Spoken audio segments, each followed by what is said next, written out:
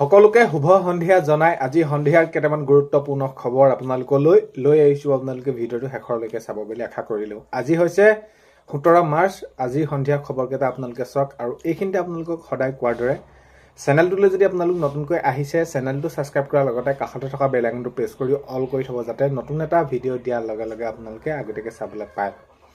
যদি ভিডিঅ'টো চাই ভাল পায় লাইক এটা কৰি দিব আৰু শ্বেয়াৰ কৰি দিব বুলি আশা কৰিলোঁ। এতিয়া প্ৰথমটো খবৰ হৈছে, এতিয়া আজি আপোনালোকক যিসমূহ খবৰ দিবলৈ গৈ আছোঁ, আগন্তুক 26ৰ নিৰ্বাচন আহি আছে। নিৰ্বাচনৰ প্ৰাকখনত এতিয়া নিজ নিজ দলৰ হৈ তেওঁলোকে নিজৰ নিজৰ সাংগঠনিক ভেটি সবল কৰিবৰ বাবে প্ৰস্তুতি চলাই আছে। আজি আমি যদি চাওঁ তেনেহ'লে তাৰ সমান্তৰালকৈ তেওঁলোকৰ যি শাসক বিৰোধী তেওঁলোকৰ মাজত সেইখিনি কি হৈছে, তেওঁলোকৰ সেইখিনি কটাক্ষ কৰা এইবিলাক চলি আছে। তো বাৰু যি কি নহওক, প্ৰথমটো সেইখিনি আপোনালোকে ৰাজনীতিৰ ওপৰত আপোনালোকে খবৰসমূহ চাবলৈ পাব। আৰু যদি আপোনালোকে চাই আঁচনিৰ ওপৰতো আপোনালোকে সেইখিনি চাবলৈ পাব। সকলোখিনি আপোনালোকক জনাই আছোঁ। তো প্ৰথম খবৰটো হৈছে, ভয় খাই আবুল তাবুল কথা কৈছে বুলি কৈছে অখিল গগৈ ডাঙৰীয়াই। তো এই মন্তব্য কৰিছে কুশল দুৱাৰী ডাঙৰীয়াই। কুশল দুৱাৰী ডাঙৰীয়াই কৈছে যে অখিল গগৈ ডাঙৰীয়াই মোৰ ওপৰত যিখিনি মন্তব্য কৰিছে তেওঁলোক সেইখিনি ভয় খাইছে, ভয় খাই পিনি এইখিনি এনেদৰে তেওঁ কথাখিনি কৈছে। কাৰণ ৰাজনীতিত যদি আমি চাওঁ তেনেহ'লে ৰাজনীতিত কি আমি সমষ্টিত কি উন্নয়ন হৈছে নাই হোৱা এইখিনিৰ ওপৰত মই কৈ আহিছোঁ। মোক ব্যক্তিগতভাৱে তেওঁ সেইখিনি সাঙুৰি লৈছে আৰু সময়ত মই সেইখিনি ব্যৱস্থাও গ্ৰহণ কৰিব পাৰোঁ বুলি এনেদৰে কুশল দুৱাৰী ডাঙৰীয়াই মন্তব্য কৰিছে। কাৰণ কেলৈ ব্যক্তিগতভাৱে যদি মোক সাঙুৰি লৈ পিনি যদি প্ৰমাণ সহকাৰে দিব নোৱাৰে তেনেহ'লে আগন্তুক সময়ত সেইখিনি বিচাৰো হ'ব বুলি এইখিনি কুশল দুৱাৰী ডাঙৰীয়াই মন্তব্য কৰিছে। নেক্সট খবৰ হৈছে, কাইলৈ প্ৰকাশ পাব বিজেপি প্ৰাৰ্থী তালিকা। মাননীয় মুখ্যমন্ত্ৰী মহোদয়ে যিহেতু জনাইছে যে বিজেপি প্ৰাৰ্থী তালিকাৰ ক্ষেত্ৰত সম্পূৰ্ণৰূপে সকলোখিনি অগ্ৰপৰ লগত হৈয়ে আছে, মাত্ৰ আনুষ্ঠানিকতাহে বাকী আছে। আৰু এইখিনি আজি যদি আপোনালোকে চোৱা যায় তেনেহ'লে মাননীয় মুখ্যমন্ত্ৰী মহোদয়ে কোৱা অনুসৰি সেইখিনি প্ৰাৰ্থী তালিকা প্ৰায় সম্পূৰ্ণ হৈ আছে তেওঁলোকৰ। নেক্সটটো খবৰ হৈছে, আজি জুবিন ক্ষেত্ৰত উপস্থিত গৰিমা শইকীয়া গাৰ্গ। তো জুবিন ক্ষেত্ৰত উপস্থিত হোৱা দেখা গ'ল আৰু সমীহা তিথিও তেওঁলোকৰ সেইখিনি পৰিয়ালে কৰিলে। আৰু এটা কথা তেওঁ সেইখিনি জনাইছে বা সকলোৱে সেইখিনি দাবী উত্থাপন কৰি আছে, জনাইছে যে এই যে বৰষুণ বাৰিষাৰ অহাৰ লগে লগে বৰষুণ এজাক বৰষুণতে যে জুবিন ক্ষেত্ৰ একেবাৰে লেতেৰা হৈ পৰিলে, কিয় ইমান দিন লাগিলে, সোনকালে সেইখিনি ব্যৱস্থা গ্ৰহণ কৰিব লাগে। আৰু এতিয়া যি ন্যায় আমি সকলোৱে বিচাৰিছোঁ, ন্যায়টো যাতে কিয় সোনকালে হোৱা নাই সেইটো ক্ষেত্ৰত মুঠৰ ওপৰত সোনকালে ন্যায় পাব লাগে, দোষীয়ে শাস্তি মুঠৰে পাব লাগে। আৰু যিসকল সেই সময়ত উপস্থিত আছিল বা যিসকল জড়িত হৈ আছে এইখিনিয়ে দোষীয়ে শাস্তি পোৱাটো বিচাৰিছে গৰিমা শইকীয়া গাৰ্গে বা আমি সকলোৱে বিচাৰিছোঁ। নেক্সটটো খবৰ হৈছে, বিজেপিলৈ সকলো নেতা আহিব পাৰে, জয়ন্ত মল্ল বৰুৱা। তো এতিয়া যিহেতু আমি যদি আগন্তুক 26ৰ নিৰ্বাচনৰ ক্ষেত্ৰত এতিয়া চাওঁ, তাৰ আগে বিভিন্ন দলৰ পৰা আজি যদি বিজেপিত কোনোবাই যোগ দিছে, আকৌ কাইলৈ বিজেপি বা কোনোবাই কংগ্ৰেছত যোগদান দিছে। তো এই প্ৰসংগতে জয়ন্ত মল্ল বৰুৱা ডাঙৰীয়াই কৈছে যে বিজেপিলৈ সকলো নেতা আহিব পাৰে, আমাৰ দুৱাৰ সেইখিনি খোলা আছে, আহিব পাৰে। নেক্সটটো খবৰ হৈছে, শিৱসাগৰ বিধানসভা সমষ্টিক লৈ ব্যাপক জল্পনা কল্পনা। এতিয়া শিৱসাগৰ সমষ্টি যি বিধানসভা সমষ্টি শিৱসাগৰ, তাত বিজেপি প্ৰাৰ্থী কাক দিব আৰু তাৰ বিপৰীতে অন্য দলসমূহৰ প্ৰাৰ্থী কোন উঠিব। তো একপক্ষভাৱে যদি আমি চাওঁ তেনেহ'লে ৰাইজৰ দলৰ প্ৰাৰ্থী অখিল গগৈ ডাঙৰীয়া, তাত সেইখিনি তেওঁ স্পষ্ট হৈ আছে। আৰু ইয়াৰ পাছৰ যিখিনি মানে জল্পনা কল্পনা কেনেকুৱা ধৰণৰ কি হ'ব কি নহ'ব এইখিনিক লৈ সকলোৱে সেইখিনি কি হৈছে ব্যাপক জল্পনা কল্পনা হৈ আছে আৰু সকলোৱে চিন্তা কৰিছে কাক কেনেদৰে দিয়ে। নেক্সট খবৰ হৈছে, জুবিনৰ সকলো বস্তু সংৰক্ষিত কৰি ৰাখিব পৰাকৈ মিউজিয়াম এটা লাগে। তো এইখিনি ক্ষেত্ৰত গৰিমা শইকীয়া গাৰ্গে জনাইছে যে এতিয়া ৰাইজে যি মৰমত দিয়া বস্তুটো যিয়ে নহওক, সেইখিনি বস্তু যদি বাৰিষাৰ বৰষুণত তিতি থাকে, উৱলি থাকে, সেইখিনি দেখিবলৈকে কেনেকুৱা লাগিব। তো এই ক্ষেত্ৰত যাতে অতি সোনকালে এই যি বস্তুবিলাক সংৰক্ষিত কৰিবৰ কাৰণে, কাৰণ কেলৈ সকলোৱে মৰমত দিয়া বস্তু বা যিকোনো যেনেদৰে নহওক, তো এই বস্তুখিনিতো ৰাখিবৰ বাবে এটা মিউজিয়াম লাগে বুলি কৈছে গৰিমা শইকীয়া গাৰ্গে। নেক্সটটো খবৰ হৈছে, ওদালগুৰিৰ পৰা UPPLৰ প্ৰাৰ্থিত্ব লাভ দীপেন বড়ো। তো হয়, দেখা গ'ল ওদালগুৰিৰ পৰা UPPLৰ প্ৰাৰ্থিত্ব লাভ কৰিলে দীপেন বড়োৱে। নেক্সটটো খবৰ হৈছে, গড় হত্যা কলংকিত ৰকিবুল হুছেইনৰ কথাত চলাই কংগ্ৰেছ।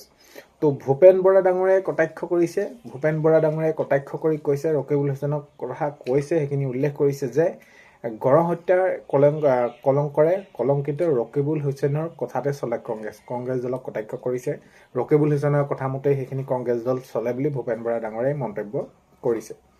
নেক্সটটো খবৰ হৈছে, ভোগপুৰৰ ভূপেন বৰাৰ বাসগৃহত বৃহৎ যোগদান কাৰ্যসূচী হয় আজি যদি আমি চাওঁ তেনেহ'লে আজি ভূপেন বৰা ডাঙৰীয়া বাসগৃহত 500 নামঘৰীয়াই বিজেপিত যোগদান কৰিছে আৰু আজি দেখা গৈছে বৃহৎ পৰিমাণৰ তেনেদৰে সেইখিনি যোগদান কাৰ্যসূচী হৈছে বিজেপিত নেক্সট খবৰ হৈছে কলগছিয়াত কংগ্ৰেছ প্ৰাৰ্থী প্ৰাক্তন সাংসদ আব্দুল খালেকৰ বিশাল বাইক ৰেলী আগন্তুক 26 নিৰ্বাচনৰ এতিয়া ওচৰ চাপিছে যিমানে তাৰ প্ৰাক্ষণত এতিয়া কংগ্ৰেছ দলে যেহেতু টিকটৰ সেইখিনি প্ৰাৰ্থী তালিকা ঘোষণা কৰিলে আৰু এতিয়া তেওঁলোকে নিজৰ সাংগঠনিক ভেটি সবল কৰিব বাবে ৰাইজৰ মাজলৈ ওলাই গৈছে আৰু ৰাইজৰ পূৰ্ণ সহযোগিতা তেনেদৰে দিয়া দেখা গৈছে এতিয়া কলগছিয়াত কংগ্ৰেছ প্ৰাৰ্থী প্ৰাক্তন সাংসদ আব্দুল খালেকৰ বিশাল বাইক ৰেলী আজি দেখা গৈছে নেক্সট খবৰ হৈছে কংগ্ৰেছৰ দলৰ ইকোসিস্টেমত মিয়া সিন্ডিকেটে কণ্ট্ৰল কৰে তো বিধায়ক মানৱ ডেকা ডাঙৰীয়াই সেইখিনি জনাইছে কংগ্ৰেছৰ যি ইকোসিস্টেম মিয়া সিন্ডিকেটে কণ্ট্ৰল কৰে বুলি বিধায়ক মানৱ ডেকা ডাঙৰীয়াই মন্তব্য কৰিছে নেক্সট খবৰ হৈছে আজি দিল্লীত অনুষ্ঠিত হ'ল বিজেপিৰ সংসদীয় বোৰ্ডৰ বৈঠক তো কাইলৈ যেহেতু প্ৰাৰ্থী তালিকা ঘোষণা কৰিব তেওঁলোকৰ চিলমোহৰ লাগিবলৈ এতিয়া বাকী আছে আৰু এইখিনি ক্ষেত্ৰত এতিয়া দেখা গৈছে আগন্তুক 26 নিৰ্বাচনৰ বাবে কোন সমষ্টিত কোনে দিব কোন প্ৰাৰ্থীতে লাভ কৰিব এইখিনিক লৈ তো আজি দিল্লীত অনুষ্ঠিত হ'ল বিজেপিৰ সংসদীয় বোৰ্ডৰ বৈঠক তো আজি এইখিনি দেখা গ'ল নেক্সট খবৰ হৈছে লংকাৰ নেপালী বস্তিত নিশা ধুমুহাৰ তাণ্ডৱ এতিয়া প্ৰকৃতি বাৰিষা যেহেতু আহি আছে প্ৰকৃতিৰ ৰূপ সলনি হৈছে আৰু এতিয়া ধুমুহা বৰষুণ বাৰিষা এনেকুৱা ধৰণৰ যেতিয়া নেকি এইবিলাক আহি আছে আৰু এতিয়া ধুমুহাত দেখা গ'ল লংকাৰ নেপালী বস্তিত নিশা ধুমুহাৰ তাণ্ডৱ কেইবাটাও ঘৰ তেনেদৰে সেইখিনি নষ্ট কৰিছে টিংপাত উৰুৱাই লৈ গৈছে তো যাতে এনেকুৱা ধৰণৰ আগন্তুক নহওক প্ৰকৃতি শান্ত হওক সেইটোৱে সকলোৱে বিচাৰি আছে নেক্সট খবৰ হৈছে কোকৰাঝাৰত বিপিএফৰ হৈ প্ৰতিদ্বন্দ্বিতা কৰিব হাগ্ৰামা মহিলাৰ পত্নীয়ে তো হয় এতিয়া কোকৰাঝাৰত বিপিএফৰ হৈ প্ৰতিদ্বন্দ্বিতা কৰিব হাগ্ৰামী মহিলাৰ পত্নীয়ে নেক্সট খবৰ হৈছে 20 মাৰ্চত ঘোষণা হ'ব বিপিএফৰ প্ৰাৰ্থী তালিকা তো বিপিএফৰ প্ৰাৰ্থী তালিকা 20 মাৰ্চত ঘোষণা হ'ব বুলি তেওঁলোকে সেইখিনি জনাইছে নেক্সট খবৰ হৈছে পিএম কিষানৰ ইতিমধ্যে 22 নম্বৰ কিস্তি আপোনালোকৰ মাজলৈ এৰি দিলে যদি আপোনালোকে এতিয়ালৈ পোৱা নাই তেনেহ'লে আপোনালোকে অতি সোনকালে ইকেৱাইচি কৰি লওক আৰু আপোনালোকে কৃষক পঞ্জীয়নটো কৰি লওক আপোনালোকৰ যদি কিবা কাৰণত পেণ্ডিং হৈ আছে তেনেহ'লে আপোনালোকৰ এই টকাটো আপোনালোকৰ একাউণ্টত সোমাই যাব আৰু এইবাৰ বহুতো কৃষকৰো তেনেদৰে নাম বাদ পৰিছে নেক্সট খবৰ হৈছে চৰকাৰী ঘৰ এতিয়া জিঅ'টেক শেহতীয়াকৈ যিসকলে কৰিছিলে তেওঁলোকৰ লিষ্ট প্ৰকাশ পালে তেওঁলোকৰ নামো আহিলে তাৰপিছত ভেৰিফিকেশ্যন হ'ল এতিয়া কথাটো হ'ল কি তেওঁলোকে অতি সোনকালে নিৰ্বাচনৰ পাছতে চৰকাৰী ঘৰ পাবলৈ গৈ আছে মাননীয় মুখ্যমন্ত্ৰী মহোদয়ে এই বিষয়ৰ ওপৰত স্পষ্টকৈ ঘোষণা কৰিছে নেক্সট খবৰ হৈছে অৰুণোদয় আঁচনি লৈ পিনি মহিলাসকলে বহুতে তেনেদৰে চিন্তা কৰি আছে যে অৰুণোদয় আঁচনি এতিয়া তেওঁলোকে পাব আৰু সেইখিনি কি হ'ব কি নহ'ব আগৰ পৰা পাই আছিলোঁ এতিয়া মই আপোনালোকক স্পষ্টকৈ জনাওঁ আজি 10 তাৰিখৰ পৰা কিমান দিন হ'ল